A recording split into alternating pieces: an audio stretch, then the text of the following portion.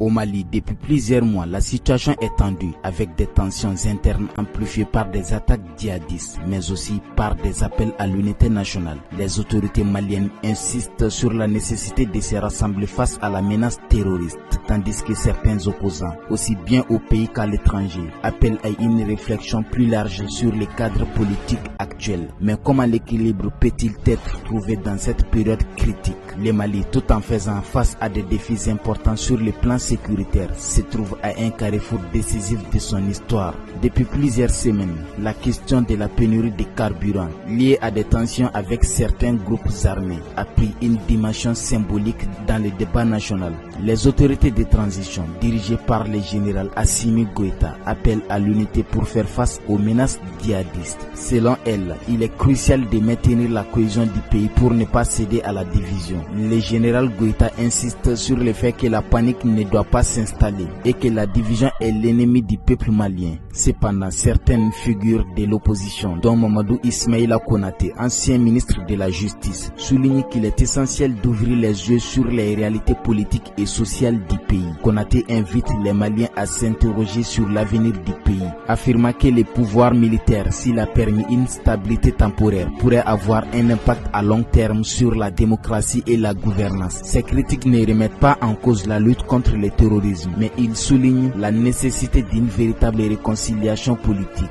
Des personnalités comme l'ex-ministre Moutagatal appellent de leur côté à une approche plus inclusive, suggérant qu'il serait bénéfique d'engager un dialogue ouvert avec tous les acteurs du pays, y compris les groupes armés. Ils défendent l'idée que la paix ne pourra être obtenue que par une union nationale plus large et non par une stratégie purement militaire. Parallèlement, le gouvernement malien continue de mettre en avant la question de la souveraineté nationale. Le ministre des Affaires religieuses, Mahamadou Koné, a récemment souligné que la crise actuelle menaçait de s'aggraver sous l'effet d'influences extérieures, notamment des puissances occidentales. Pour certains observateurs, ces discours contribuent à renforcer le sentiment de souveraineté parmi la population, en soulignant l'importance de défendre l'indépendance du Mali.